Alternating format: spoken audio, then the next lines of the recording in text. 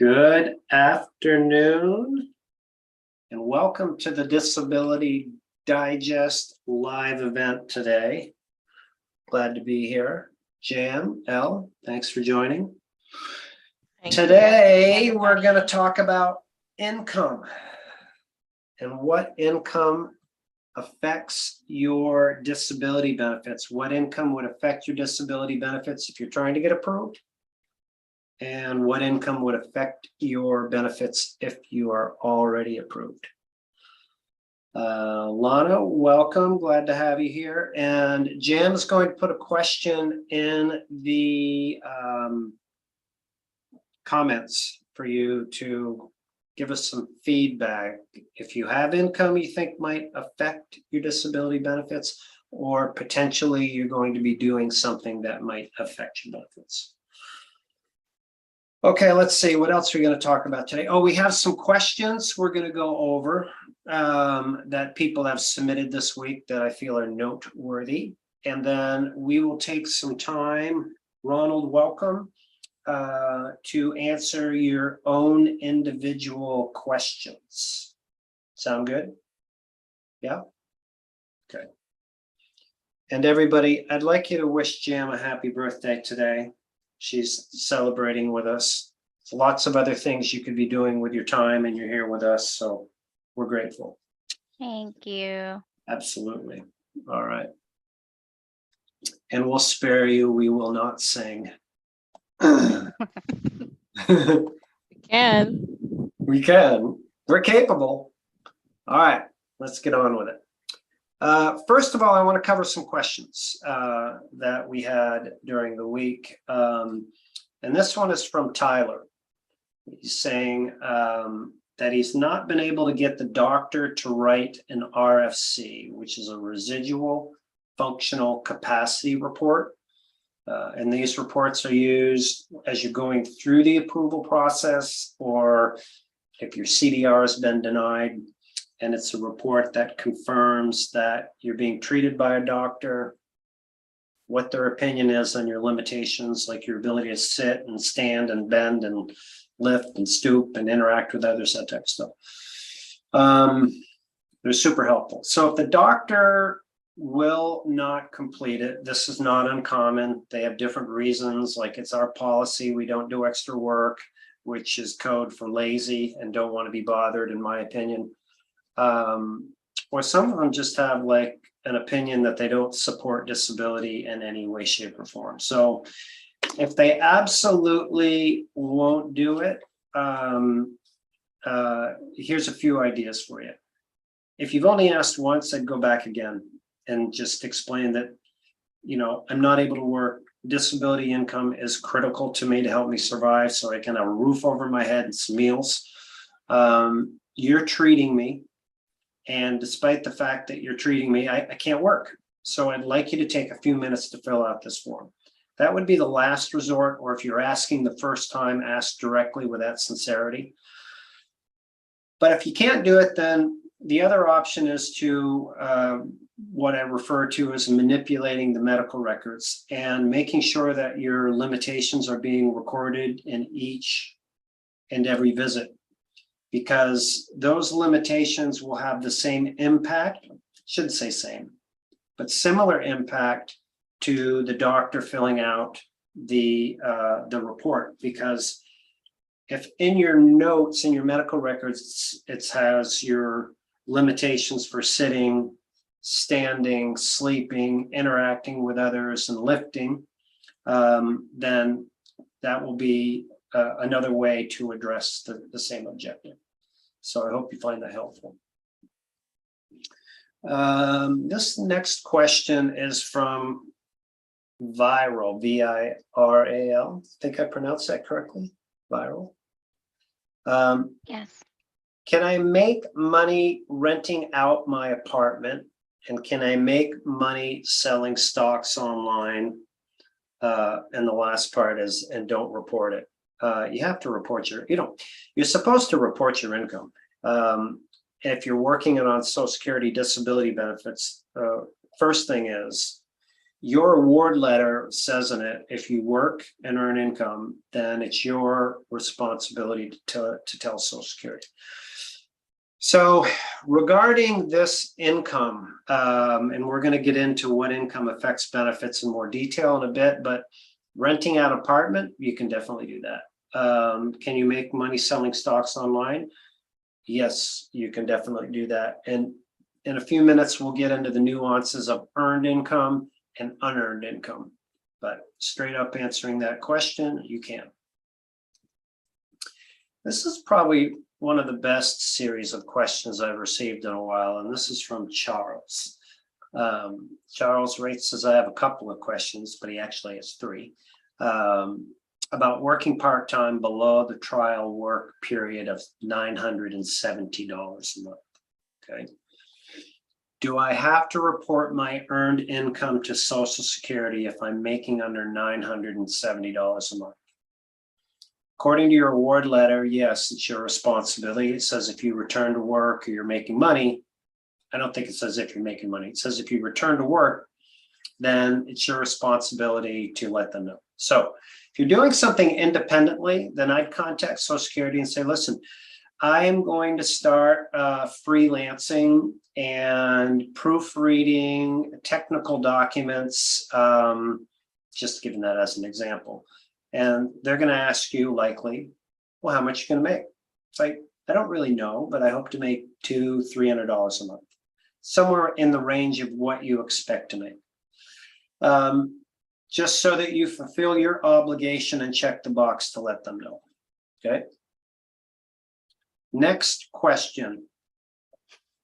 Do I have to report my work activity to Social Security every month? No. Once you let them know you're working, unless they give you that specific guideline, you do not need to do that every month. Third question. Do I have to be careful what type of work I do working on regular hour basis? I thought about this one a bit, and here's my thought on it.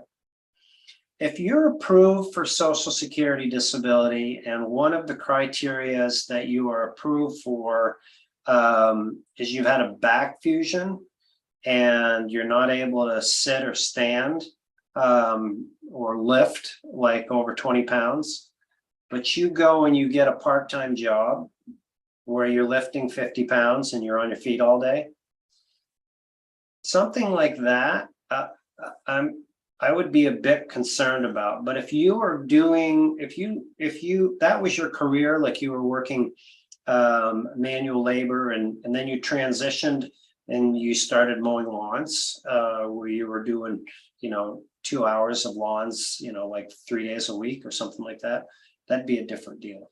So I'd think about what your approval is and try to avoid being glaringly apparent that you are doing something extreme is what my point is. Okay. All right, those are the questions that I have. I have one more here. Let me see. My daughter-in-law is a nurse, recently diagnosed with ALS. She's receiving long-term disability. Would that be considered income and disqualify her from SSDI? Good question. And the answer is no. And we're going to get into earned income and unearned income. So that would be considered unearned income. I'm going to start with that. And I think I have something up on the screen here that I want to show people direct from the IRS.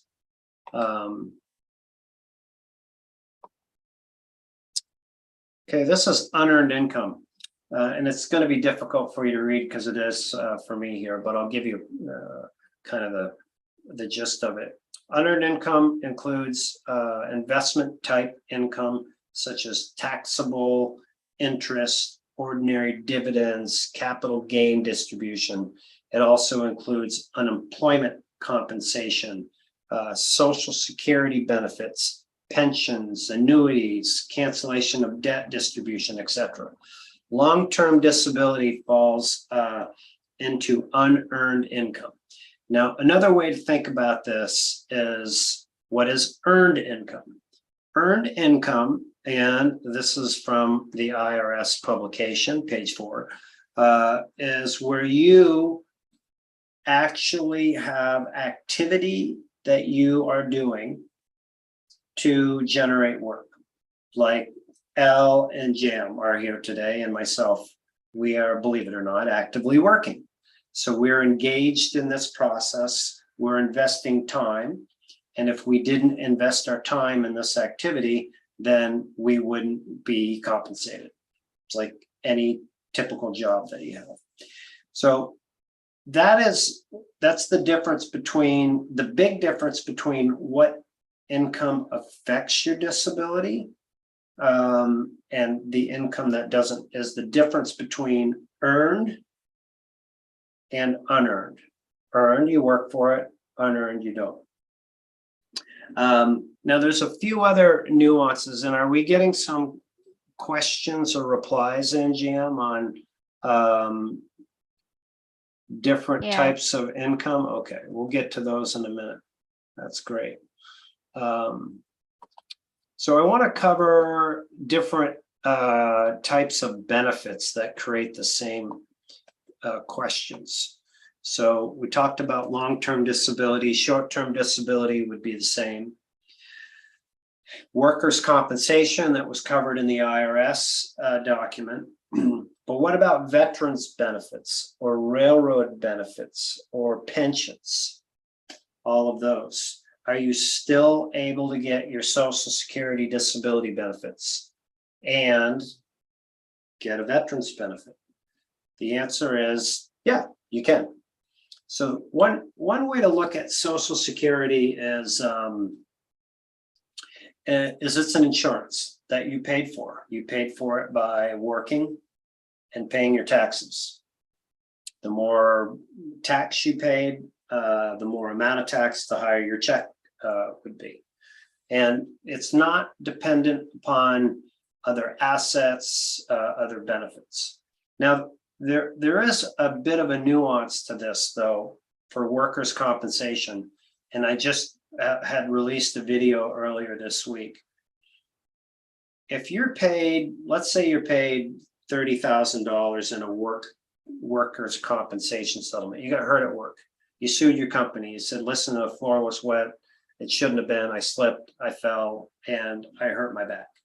And as a result, they paid you $30,000. And then you also apply for your Social Security disability benefits, and you get $32,000 in back pay from your Social Security disability benefits. Well, because you received a workers' compensation benefit, that $30,000 is going to eliminate $30,000 of your back benefits for your Social Security, leaving you with only $2,000. And there is a way around this. That was covered in the video that was released on Monday. It's called the Hartman rule. And what the Hartman rule does is it takes that workers' compensation money that you were awarded and it allocates it over your lifetime, saying that the $30,000 that you received is for a lifetime worth of benefits. So if you're in your mid-50s and you're going to live according to the actuary tables into your 70s, then it allocates, like, say, $1,000 over each year. So if you're out there and you have a workers' compensation, you want to make sure you check out that video, or somebody else. We have known people that did not know this. Most don't know this, and it costs them their back benefits that they are thinking that they can get. Okay, so a few other things I want to go back to on unearned income. If you are if you're an author and you write a book and that book is out there, it's selling, the income from that book is unearned income. If you own real estate, or the individual that was renting a room, that income is classified as unearned income, the entire part of it. What you have to be careful about is how much time it's taking you to generate that. But usually, if you just have one property, it's just a few hours a week, and you're not over the 20 hours that you're allowed to work a week. Another good one is insurance income. If you have insurance residuals, not the money that you get paid when you enroll somebody typically into an insurance policy, that's earned income because you needed to work and generate that. But insurance companies pay residuals. That income is not considered as earned income. So those are a few different categories. Okay, let's take some questions. Jam, you want to point me in the right direction? Yes, first one, Lawana. Hi, Lawana. She won her case in August 2022 based on um it's there's a follow-up. Just turned 55 in June and I was told I will not get any back pay. Why? She did not Could be follow up. there could be a couple of reasons. Maybe there was a work comp situation like I just explained, or here's an example of somebody that wouldn't get receive any back pay if they applied and they got approved within a 5-month window and there's no back pay. Let me explain this another way. If you stop working, for example, today, then your first full month out of work would be October. November, December, January, February, there's no back benefits that build up. So if you applied today and you got approved in December, no back benefits. Or Social Security could look at your application and they could say, well, I know you're out of work for a while, but we really don't see that you were disabled until just a few months ago. That could happen. That commonly happens if somebody hasn't done your case right and proven that your condition started when it should have. Right. This one's from Matthew. I've been doing SSDI and VA for a year now, almost no positive results. Sorry to hear that. Well, the either of those benefits are not a quick fix. So VA, I'm not in tune with that much anymore, but I know it's a long wait. It's longer than Social Security. But if you've been working on your disability case for a year, you should have received your initial decision for sure. And if you appealed that, I don't know where you're at, but here's what I'd say. If you need help and you want to make sure and learn how to do it right, you can join us as a member here at the Disability Digest. 2 ways in which we can help you. One is you have a course that we can get you access to, no charge, teaches you what to do, what not to do to get your case approved. Or if you want to have the work done for you, that's a conversation that we could discuss with you and see if it's a fit. So just make sure you're doing it right, not guessing, which is what causes problems. This one's from Sue McParland. Can an advocate who goes with you to a mental status exam ordered by Social Security ask questions of the doctor? Yeah, I know that that's happened before. You need to say, this is my advocate. I don't remember things. I get nervous. I'm not able to communicate effectively, for sure. All right, and this one's from Steven. I have an SSDI exam coming up. Is this normal? I was denied and put on appeal in my doctor advised that I should apply for SSDI. I am currently on workers' comp. Any suggestions or guidance? And thanks. Part of that wasn't clear to me, Jam. I wanted to see if I get it. Oh. Is going through the disability approval process and is being sent for an exam? Okay. And also has the work comp piece. Yeah, he was denied and put an appeal. And is this appeal after the denial? I mean, is this exam being requested after the member was denied? Sounds like it. After. Yeah, Okay. sounds like it as well. Yeah, there's 6 things for that exam that you want to make sure that you do. We have that in our disability approval course, so you can search around on YouTube, think like keyword disability exam, and make sure that you do that right. And then there's all the other things that need to be done right. If you didn't get approved at your initial application, then I don't know all the details about your case because it's very limited information, but there's really 8 key things that should be done right at the initial application. What was done, I don't know, but you can backtrack, and the ones that you can influence again, you can pick up, but it's mostly evidence, evidence, and having that evidence explained. Right, from Antonia, just had my exam with the IMA doctor for SSDI. If Mhm. I'm approved, I'll be able to receive a disability pension also. Will that affect my SSDI payments? No. Mm-mm. So pension is a pension, something from work. And that's independent of your social security disability. All right, this was from BJ Bergola.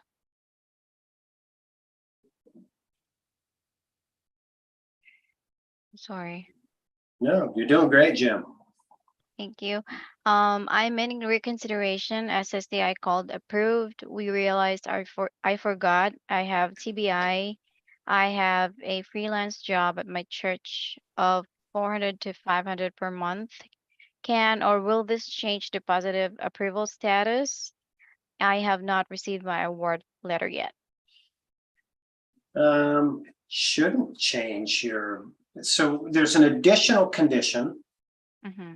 after the notice of approval and the fact that you're working. I don't believe so. Social Security, they can look into your earnings record. If they asked you in your application if you were working and you said no, then that could be a different deal.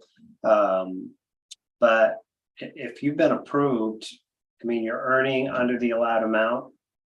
I would be surprised, but then again, there's full of surprises. I just wish you well. Hope everything continues to go forward. Yep. If you're a Okay. member here and you've been approved, just a heads up, a reminder to everybody, is to let us know. You can either contact our support desk or just go to the disabilitydigest.com and complete your membership, which will update us so that we know that you're approved. Because then we would stop and getting you information, inviting you to events that are specific for helping you get approved. And we'd help you keep your benefits and maximize your benefits. Well said. Okay. This one's from Chrissy. The complex anxiety causes severe panic when I leave the house. Don't sleep, can't talk on phone. I don't know why. The mere thought of a group of people in a store or bank I had to go today, and it was terrible.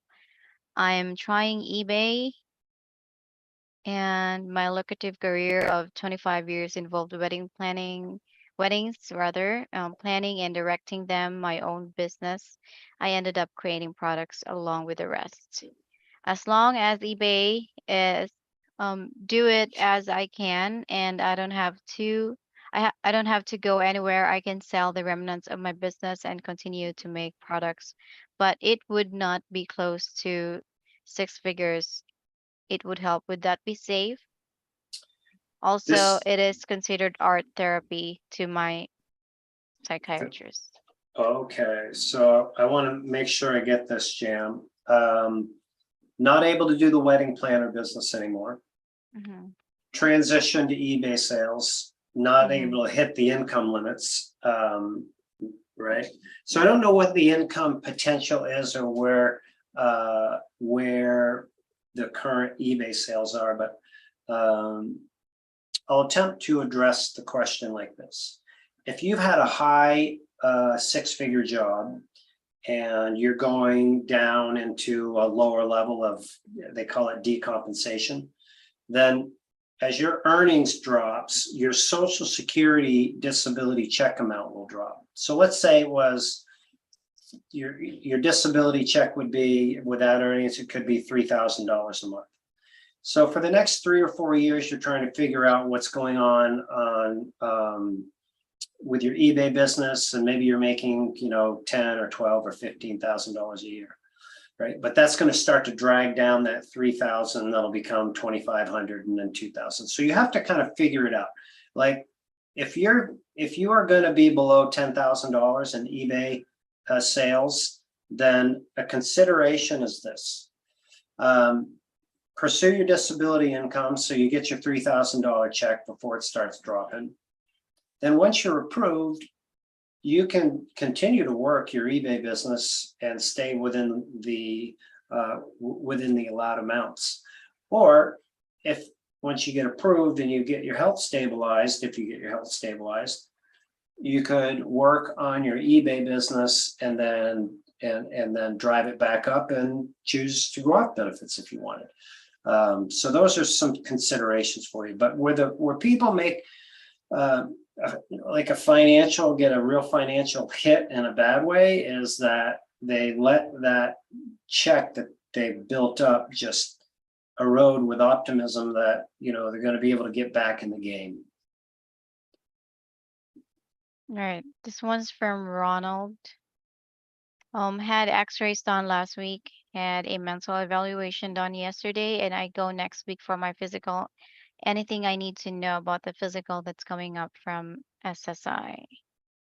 Yeah, it'd be the same response as I gave prior, is know the 6 things that you need to do in that exam. You know, one of which is bring an advocate. And you can search for those again on the YouTube channel. If you are a member here at the Disability Digest, then if you don't have access to the disability approval course already, we can get you that. It's lesson 3 in the course. And it'll just make sure these things are important, because basically when you go into that room, what they do and what they report goes into your record. And unless you control that process and make sure that they evaluate you as they should, and it's reported correctly, then, you know, you don't want to be exposed. So that's the focus of those 6 points. All right, this one's from Jose Justice. I have a neighbor that's on SSI. He cannot read and write. He gets these letters, reviews. Mm-hmm. He tells him he can't read. So what can you do? If you can't read or can't write, then that's a tough one. And best advice would be to find somebody to advocate for them that can communicate back to Social Security. I mean, they're set up to understand that. Right. And I see, Chrissy, that you haven't started your eBay store yet. So, all right, that's helpful to know. All right, so this was from Brenda Snyder. I am in the final non-medical review. What does that consist of? So if you're in the final non-medical review, that means that they're reviewing your work history to see if you have worked enough to support getting a disability check, which they should know that anyway. And that's what your My SSA account tells you when you log into it. Before you apply, it'll say if you become disabled, your check amount is this, right? You know, it's a common indication that if you pass the medical and that's communicated in the letter, then that's good news, because it's the medical part that is difficult.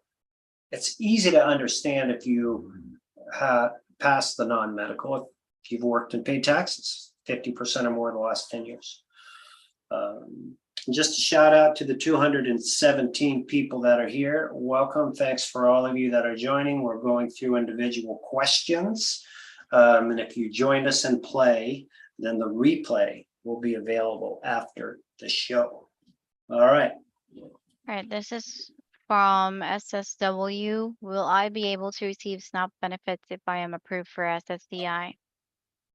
Depends on your check amount. and your other resources. It's resource driven. I wouldn't know the answer to that. Possible. All right. From Debbie, I never knew this. I had a ticket to part-time yesterday. The next thing I knew, they tell me I owe them like 30 grand for what I don't know. An overpayment. So Mm-hmm. ticket to work, or as I call it, the ticket that doesn't work. Yeah, that's a tough one. If you are stuck in an overpayment situation, and you're really like, you were in the allowed amount and you're not able to resolve it on your own, you can contact us here at the Disability Digest. And there's like one or two people that we've met that have, they provide legal support for you, and they could see if, be possible to get out of it. They've helped people like eliminate all of it or significantly reduce it. It just depends on the situation. All right. This was from Angie. What if you have a medical lawsuit and win your case and you already receive SSDI? That's unearned income. So it'd be fine. Yep. All right. And Rebecca, what if you're getting LTD benefits from previous employer? Would you get back benefits? Depends how the policy is written. Some of them are like a loan. So if you get on your long-term disability and you're on it for 10 months until you get approved for disability, those 10 months, you may owe them back. Different policies, you don't. So it depends. Those policies are not that difficult to understand. So just contact, like if it's through work, your human resources and ask for the summary of benefits. Well, I'm actually learning a lot from these questions, you guys. Thank you as well. Yeah, they're good ones. Yeah. Um, this was from Belinda. My disability claim is in the final non-medical review. Any insight what that means? Didn't we just answer the non-medical one? Yeah. This is another from. Yeah, it would be the same answer, non-medical, as they're looking at your work history. Yeah. Right. Viral jungle. Can you explain Social Security work program trial work 9 months? Yeah. I think. Right. So anytime that you earn over $970 a month, you are into your trial work months. So if you earn $971 in 1 month, you've used up one. So once you exceed your number of months, then you've used up your trial work months and you're migrating off of benefits. So if you have listened to my work or you're new here, my message to everybody is to stay below that if you do not want to get involved in those trial work months, so that it doesn't trigger any of them. Right. All right. So from Laura, when Social Security estimates 7 months for a decision, does that mean from the initial date of the application or from the date that the medical review began? Application. So when you start your application, yeah, it's seven months for that. They don't always hit it. Sometimes they exceed it. They seem to be getting more on time now, which is great. Mm-hmm. All right, from Natalie, I do have the dual Medicare and Medicaid. How does the Medicare Premium Part B work? I'm sorry, may I hear that again? I do have, she's dual eligible for Medicare and Medicaid, and her question is, how does the Medicare Part B premium work? Okay, so if you're dual eligible, then depending on just how dual you are, you should be able to qualify for extra help. And what extra help will do is that Medicare Part B premium, the $170.10, the state will pay for that, your respective state. So you'll have no you'll have no Part B premium. And so then you can kind of adjust your strategy on how you want to pursue your healthcare coverage. The Medicare Advantage plans, some of them, you know, for those that are dual eligible, you know, there's specific plans set up to that may have extra benefits. So I could go on for this, but just a heads up for everybody. The next 3 lives that we have are all about, we have guest speakers coming in to help you understand all of your options for healthcare coverage and what the changes are, because the Medicare new plans are being released in the first part of October. So make sure if you have any interest in, like, you know, beating inflation, maximizing your benefits, that you mark your calendar for the next 3 Wednesdays and come join the show. Right. This one's from Chrissy. Follow up. Lastly, I just inherited antique jewelries from my great grandmother, quite a bit. Um, I'm not sure. CID. Oh, could it be worth quite a bit? Thousands of, tens of thousands. Could it be Mhm. more? Okay. Well, I don't know exactly what the question is, but I'm going to take a shot at it. All right, Jim. Mm-hmm. If you're on Social Security disability, just Social Security disability, you're not dual eligible for Social Security disability and Medicaid, then I don't see any impact of this on your benefits. Where this could become an issue, and it's different state by state how Medicaid is set up, is Medicaid is a needs-based component of healthcare. And if your assets change and you have assets that come into the picture, it could remove you from Medicaid or change your Medicaid status. Okay, 5 different levels of Medicaid typically in states, and it depends again on your asset level. So hopefully that's helpful. All right, this one's from Dupree's Drone Zone. Chatted last night with Brian. Oh, great talk.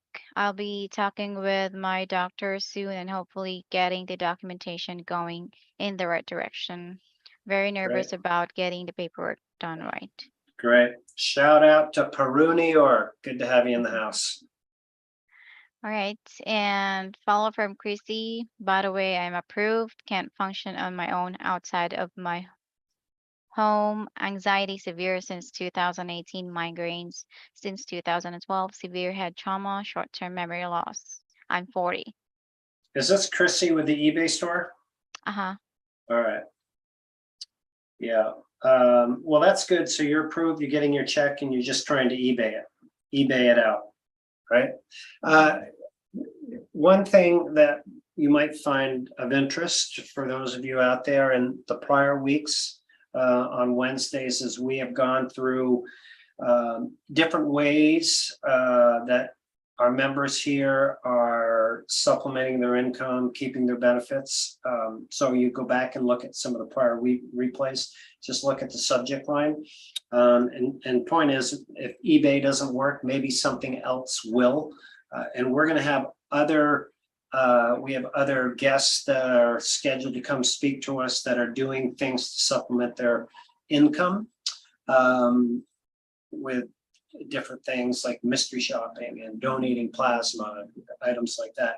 We're going to be doing that later in October once we get through all of the different ways to maximize your benefits with this seasonal Medicare season coming up. Right, this one's from Chris from NorCal. My CDR was denied yesterday, 9:13. Ugh, sorry. Sorry, Chris. Chris, if you're a member here and you would like some help, we have a CDR course. I don't know if you've been through that or not. And it may be too late if your benefits are reviewed. But we could help you see if legal assistance could help you get it back. That's another thing we could do.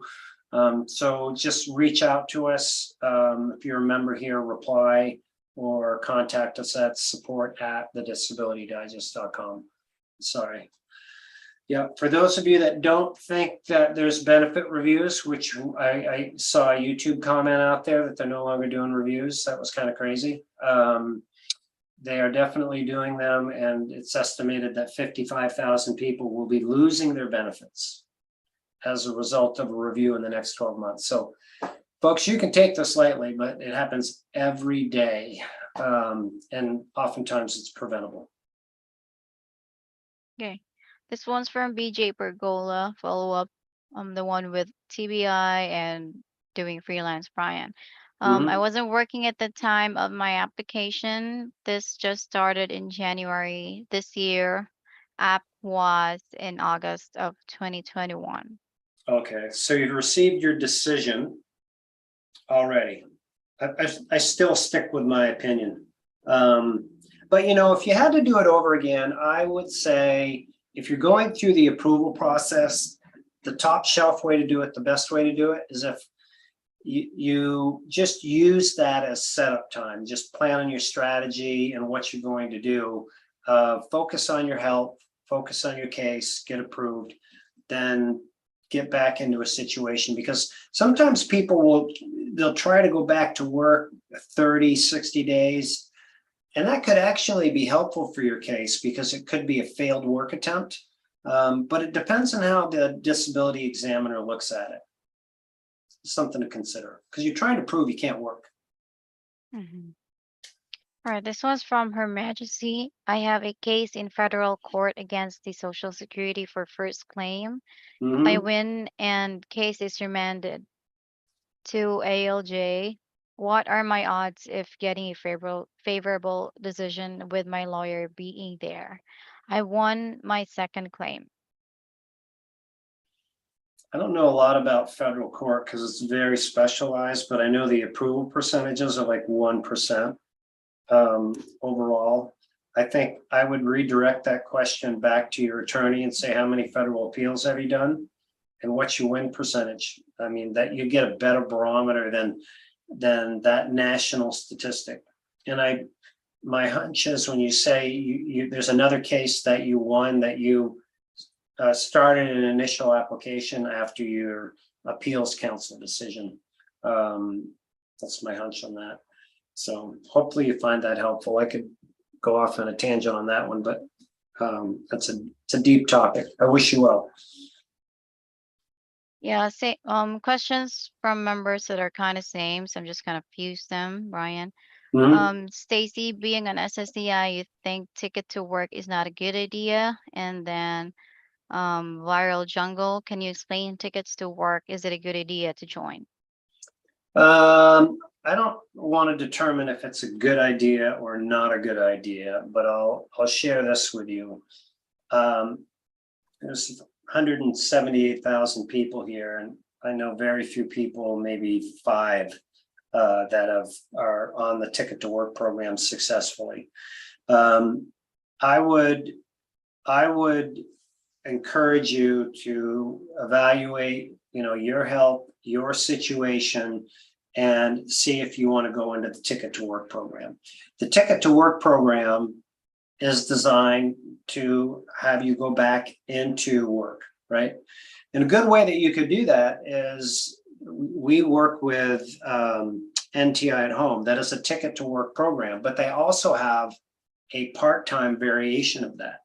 You go see if you could land a job there working part-time and stay under the 970 so you're not using your trial work months, and then migrate. So on the big picture, here's my point. What I've seen work for people is a progression. If you want to go back into working, do it so that you're under the allowed amount part-time. And there's a lot of work out there. It should be, it's easy enough to land something to do. If you can prove to yourself that you can do that, say, all right, I've done that for 6, 8 months. I've earned, $800 a month working part-time. Then that would be a different conversation to then go from that point back to 40 hours. Okay. All right. Well, that's educational. This one's from Belinda. Any idea of the chance of receiving benefits for being legally blind? Yeah, it depends on what your vision tests out. I think it's 2,200 in your corrected eye. Would need to know that when the test was, what the other eye is, but I mean, I've worked with people that we've helped them get approved. Actually, I'll share this story with everybody. I am in Vermont, and across the street from me is my friend and mechanic Etzel. Etzel's legally blind. Was blind in his late 20s, and he was a mechanic before that.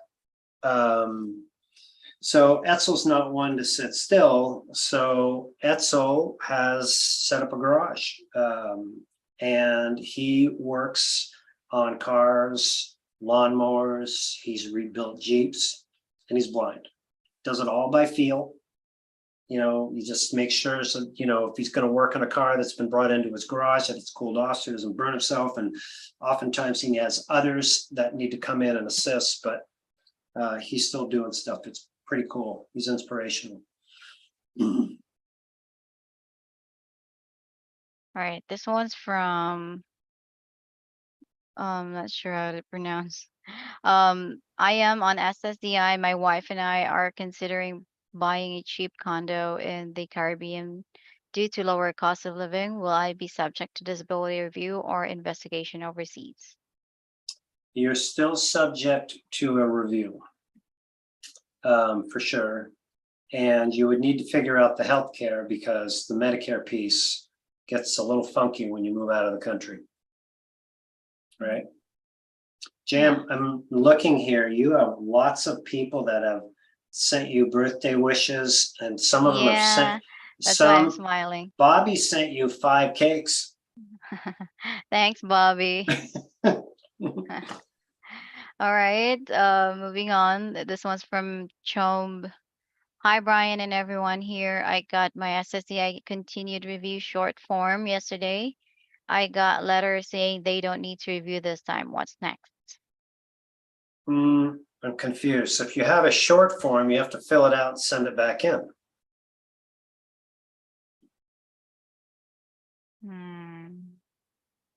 Right. Or maybe the short form was filled out and sent back in, and then they said, Maybe. if they said that you don't need to be reviewed again, then that satisfies the review. That's good news. Pass, go, collect $200. All right, this one's from Lisa Ryan. What about inheritance and SSDI?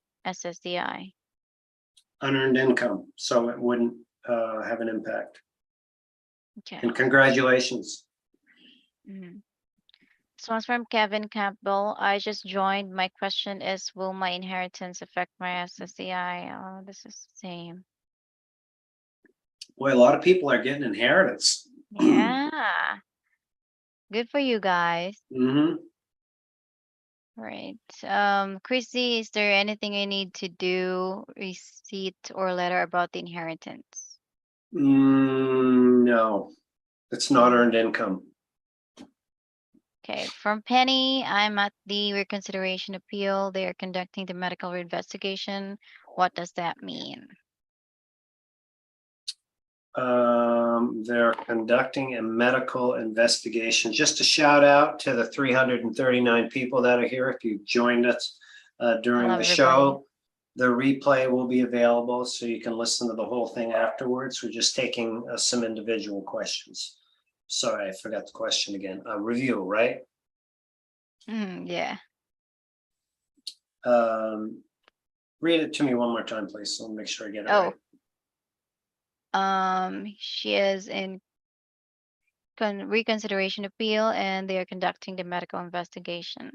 Okay, I would say that's good news, because the reconsideration is you're asking Social Security to reconsider it. reconsider it. And in my experience, oftentimes I just reconsider it and they say denied. But if they're going back through and they're doing an evaluation of your medical again, they're taking the reconsideration serious. So I don't, it's not an indication to me whether you're going to be approved or not approved. And so, but that's what you want. You want to be evaluated again. So that's good.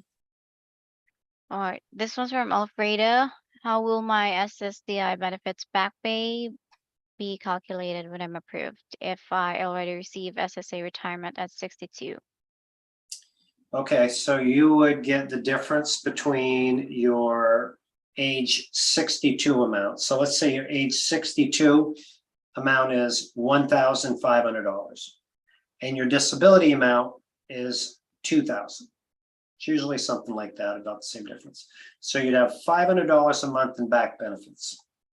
So you calculate however many months that would apply. So you have to go back and prove. Let's say you can prove that you qualified for disability 10 months ago, for example, for the sake amount.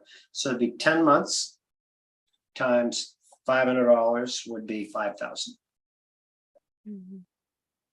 All right, this one's from Lisa. I receive extra help with my meds. When my SSCI changes to retirement, will I lose that? The only thing that changes when you reach full retirement age is you're no longer considered a disability recipient. You're considered full retirement. And the other thing is, you're not subject to disability reviews, and you don't have the earnings restrictions, so you can go earn a bunch of money. So that should be fine. All right, this one's from Natalie. If I do get the help for my premium, how do that work? Good. I hope. I'm not quite sure what the question is. If you get help with your premium, are we talking about medications or are we talking about Part B premium? Do we know?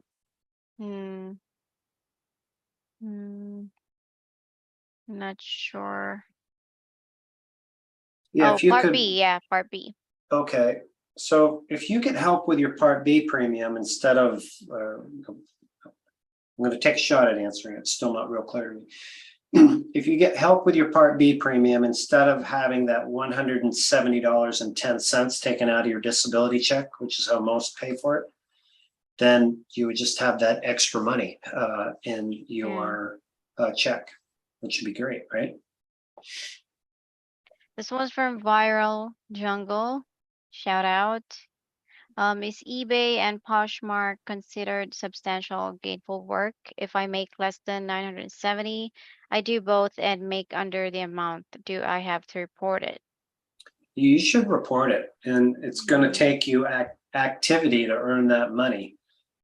So yeah, that's good, and I think it's great that you're doing that. That's something that is, I expect you could do it from the comfort of your home, etc. So good for you. But yeah, report it. Follow the rules, folks. That's the deal, right? All right, Jen, let's take a couple more. That's it. That's it. All right. Well, listen, a few things for the 354 of you. Thank you for taking the time out of your day. I want to thank Jam once again on your birthday. Thank you for spending time with us. And just in advance of next week and the week after, the fixed income that people have been living on for disability approval, we get lots of comments about feeling pinched and a lot of work-related questions and what can I do? We're going to really start to uncover that next week. Mark Snearowicz is our guest speaker. He has influenced thousands of people that are Medicare, disability recipients, have healthcare issues, and will explain what's going on in that whole landscape, what some of the changes are that you can expect coming up. If you think about it this way, if you're on like a $1,500 a month disability check and you look at the cost, the inflation, you probably lost like $80, $90 in buying power because the COLA didn't keep up with inflation. You can make a simple move in the open enrollment season for Medicare that could get you, maybe it gets you a Part B buyback where you're paying $50 less a month. Or you pick up a food card or shopping credits. So there's different things. Oftentimes you can stay within the same company, so move to a different plan. So we're going to get into all of that so you understand what your options are coming up. So thanks everybody for joining here at the Disability Digest. If you're new, thank you. And thank everybody, of course.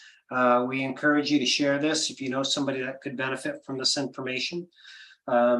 If you're a member and we haven't heard from you in a while, or you're new here, the best way that we can help you is to have you either join us as a member or update your membership. There'll be a link around this replay somewhere. And how that helps you is once you fill out an evaluation, we have an idea of where you're at. Like, you're trying to get approved, you want to get approved faster. Maybe you're concerned about a disability review or an overpayment, or God forbid you've had one, like some of you folks here today. Or you want to maximize your benefits, and then we can get you specific information, invite you to certain events that are going to help you out. So that's how we can best help you. Thanks again. Make it a great day, everybody. Till next week. Be well. Thank you, guys.